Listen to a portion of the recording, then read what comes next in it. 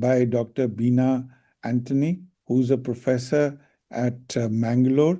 She will then start with um, giving you an introduction to anaerobic bacteriology.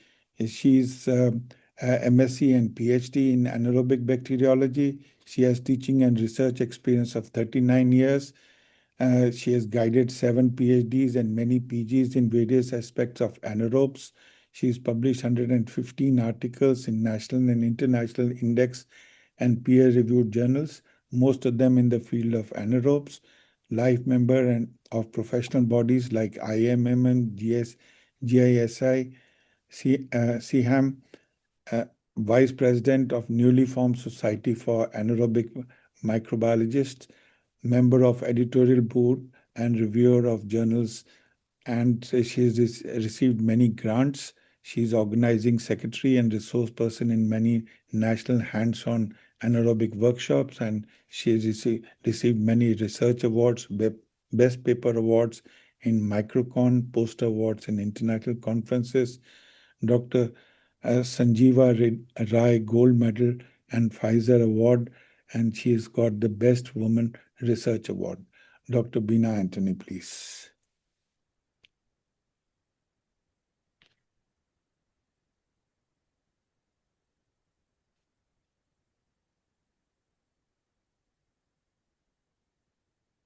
Yes, ma'am. Okay. So a pleasant good evening to all of you. Anaerobes, though considered as the microbes of the millennium, they are either overlooked or underestimated by the clinicians and microbiologists.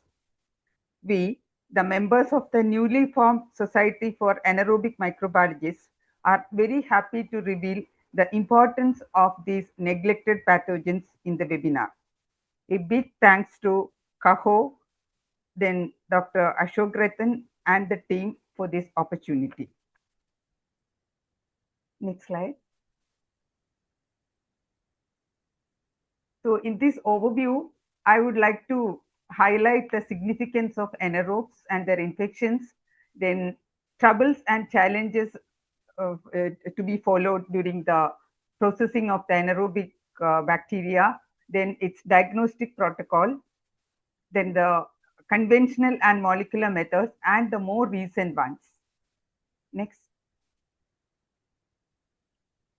So as you all know, anaerobic bacteria are the primitive bacteria, the most primitive bacteria, and they require reduced oxygen tension. They exist as the normal flora of the gastrointestinal tract, urogenital tract of man and animals. And many cases, they outnumber the aerobes in 10:1 or 1000:1 in various body sites. Next. So during the long journey of these anaerobes, there were many milestones we had come across. Next. The first and the foremost one was the discovery of microscope, primitive microscope by Leeuwenhoek, where he reported them as little animalcules in 1690. Next. So for next 200 years, anaerobiosis was forgotten and it was rediscovered by Louis Pasteur, who was the father of microbiology and also father of anaerobic bacteriology. So he discovered the concept of anaerobiosis in the year 1891. Next. Next. Now, in the recent past, we know the Sydney M. Feingold, who is known as Mr. Anaerobe.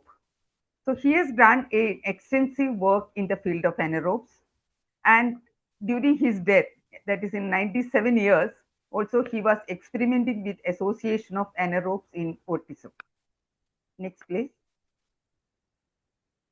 So other contributions or other milestones include the introduction of various culture media, liquid and solid, then invention of Macintosh field star in the year 1960, which made it possible to observe the colonies of anaerobes, and also discovery of many pathogenic anaerobes, including Bacteroides fragilis group, then Clostridia, etc. Next, please. So regarding the pioneers in India, now we have come across only Dr. Usha Gupta. The clinical awareness and scientific recognition of anaerobic bacteriology came to India in the early 1980s. But much before that, Dr. Usha Gupta from AIIMS, New Delhi, the pioneer of anaerobic bacteriology in India, initiated the process of sowing the seeds. So we are fortunate to have our dear madam with us for this, for sharing her experience.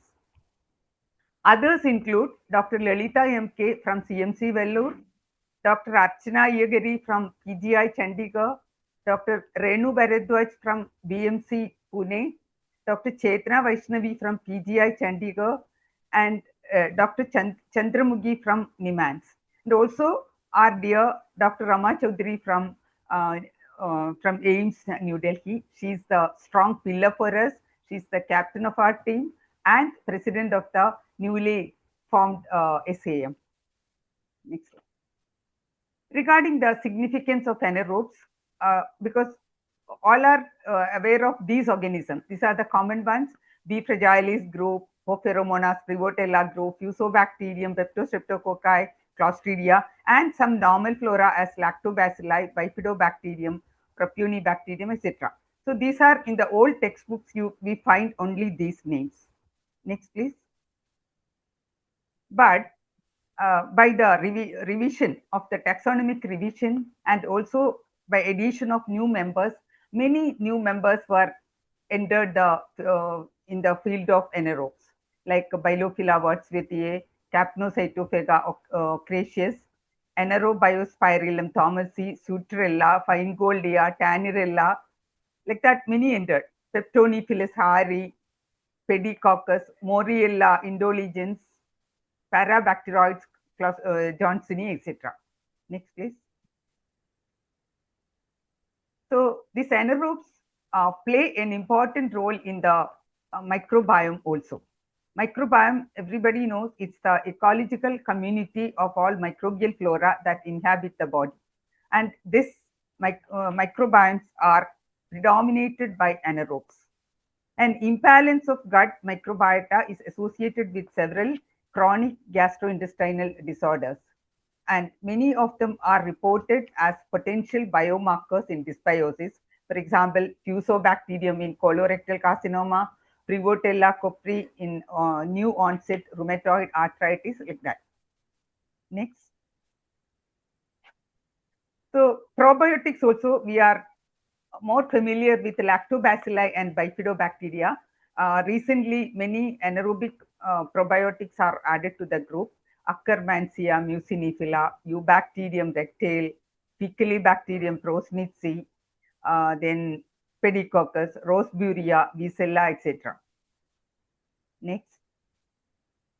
So regarding the infections, this non-sporing anaerobes, they cause a plethora of infections, mainly intra-abdominal infection, female genital tract, orodental infection, and deep-seated abscesses. And any part of the body, starting from the tip of the head till the toes, they can get infected, caused by the non-sporing anaerobes. Next. And these are the clostridial infections. This also is more familiar with this: gas gangrene, tetanus, antibiotic associated diarrhea, pseudomembranous colitis, and botulism. Next, please. So these are some of the pictures of the clostridial infections. Okay, next. Now, we know the pathogenic area of the anaerobes, but they are friendly also. They play a friendly role also. They synthesize vitamins. Then vaginal lactobacilli ferments glycogen, increases pH and prevents colonization. There are many anaerobic bacteria also probiotics, and anaerobic bacteria are useful in the fermentation industry. And one more very important use is the preparation of botos from botulinum toxin. This is prepared from Clostridium botulinum. It has got a cosmetic use in anti-wrinkling treatment. So now we know this is the secret behind the senior citizens appearing like sweet 16 teens. Next, please. So, but still, why anaerobes are still considered as the sour grapes?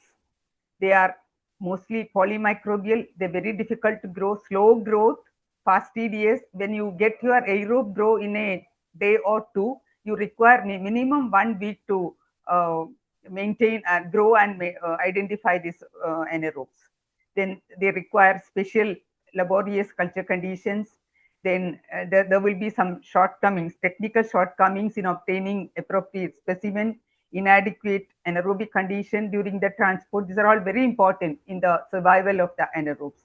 And some of them resemble facultative anaerobes and very difficult because they are present as a normal flora also in the same area. So to differentiate them is also different.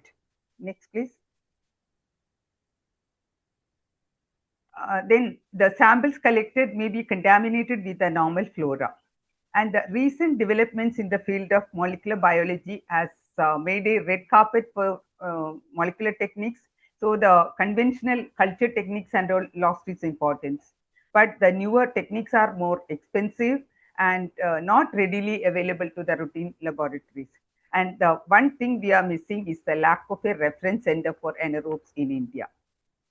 And from the side of the clinicians, they have a general belief that metronidazole will provide an antibiotic coverage to all the anaerobes.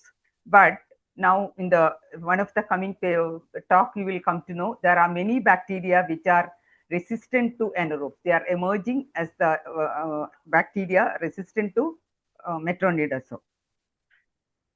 Next.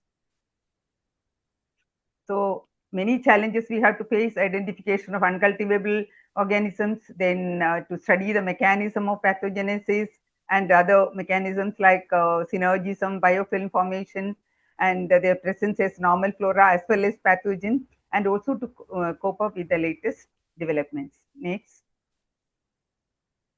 So coming to the lab diagnosis of anaerobes. Next. You can change. The most important thing is to provide suitable or adequate anaerobic environment for the bacteria. Next. So the most reliable and widely used method to provide anaerobic environment is anaerobic jars. In that, they work on two different principles. One is evacuation replacement technique, and the second one is gas generation from chemicals. Next. Next, please. So these are the jars using evacuation replacement technique. The first one is the number 2 is written, that is the McIntosh Fields jar, the first jar introduced in 1916. And candle jar was used as a method, but it is not adequate for the anaerobes. And BTL jar.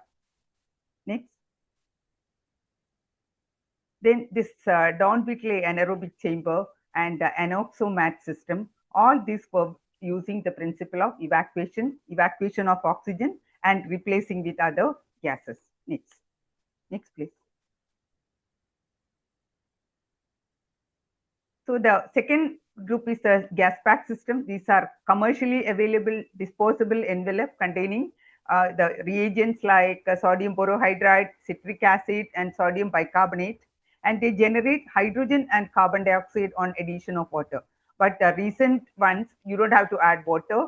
The moisture forming inside the jar itself will be activating this to produce the required gas.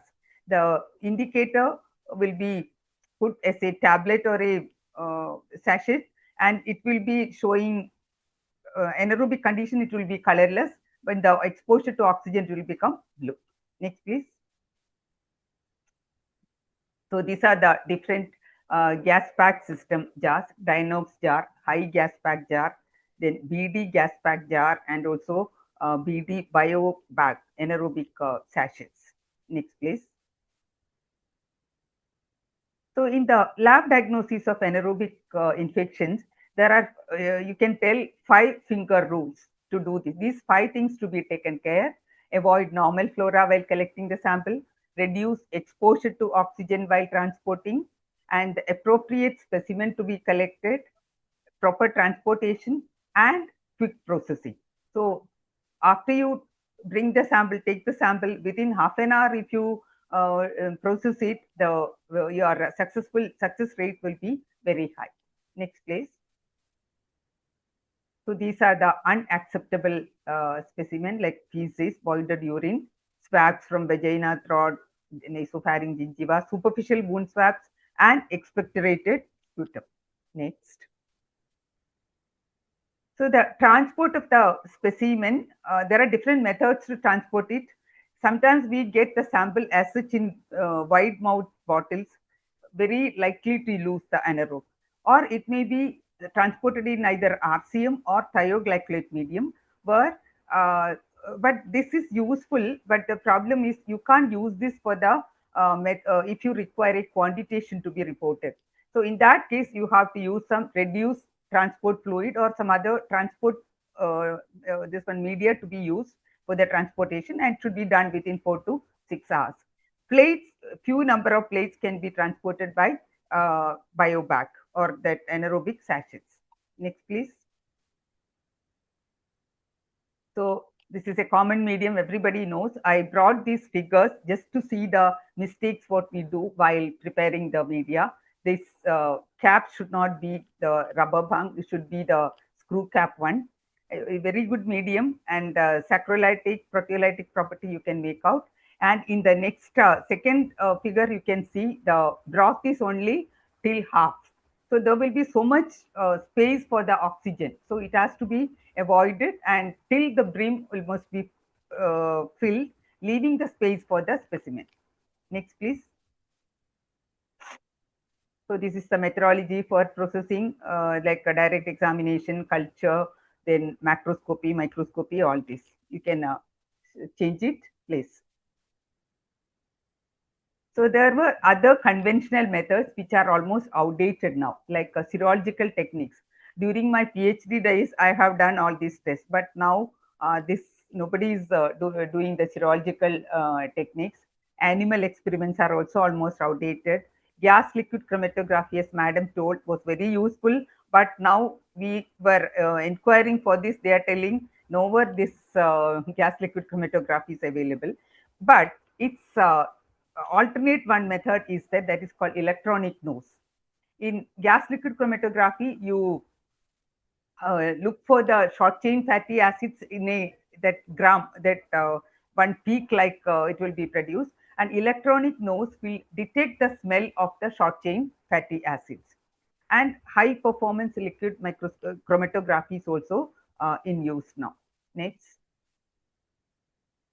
So the molecular techniques are overtaking the conventional methods, but it has got many drawbacks and limitations. It's expensive, it's not available in all routine laboratories, needs extensive optimization, then sensitivity issues are there.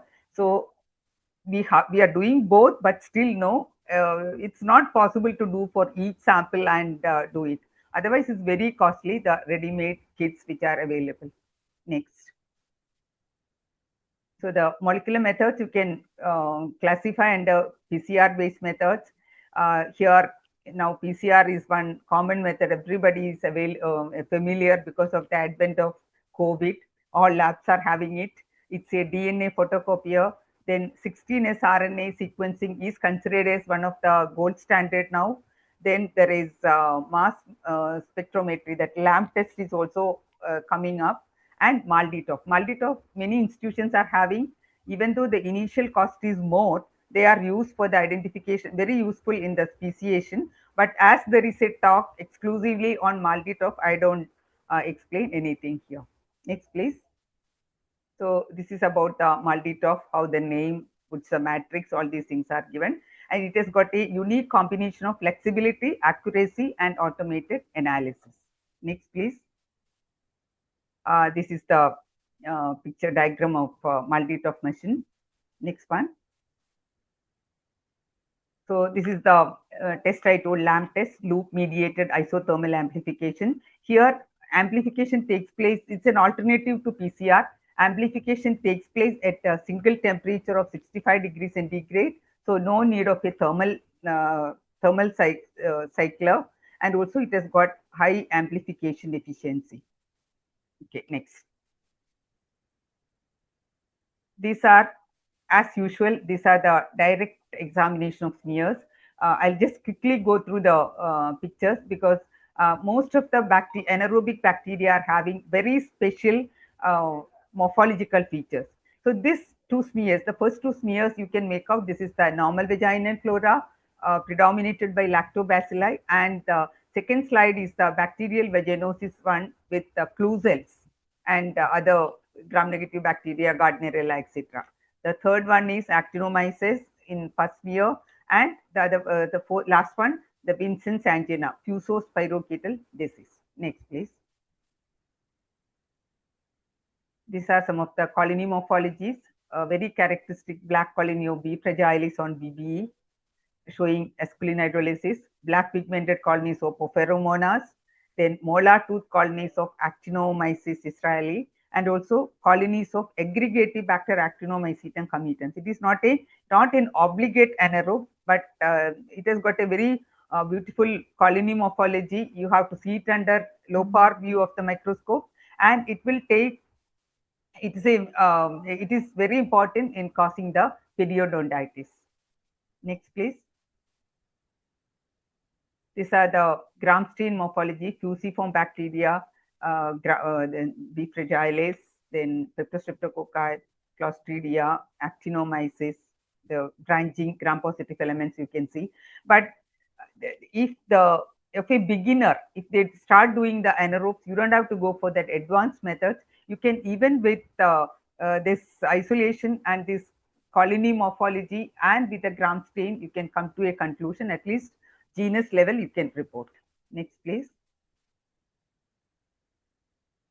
So before I conclude, just two more slides I have to tell. One word about the whole genome sequencing, because this each organism has a unique DNA sequence which is composed of various nitrogenous bases, which represents the unique DNA fingerprint or pattern. So analysis of collective microbial genomes in a community can be done by whole genome sequencing. So whatever methods we use, we can take only 4 or 5 or 6 anaerobes we can cultivate, but here it can identify all the bacteria or all the microbes present in the sample, the whole genome sequencing. Next one. So one more new recent trend is the culturomic, the strategy of culturomic. So here both the conventional and recent techniques also have its own advantages and disadvantages. So culturomic strategy is a harmonious situation where both old and new techniques are incorporated and go hand in hand. So this includes culture techniques coupled with MALDI of mass spectrometry or 16S ribosomal RNA or total genome sequencing. So together it will cover all the identification of all the isolates. So this is mainly done for the microbial identification and analysis of microbiome. So still there are many facts to be explored about the anaerobes. So let this webinar be a stepping stone to that effort. With these few slides, let me conclude my introductory session, and thank you all for your patient listening. Once more, a big thanks to Dr. Ashok Rattan and the CAHO team. Thank you. Thank you very much, Dr. Beena.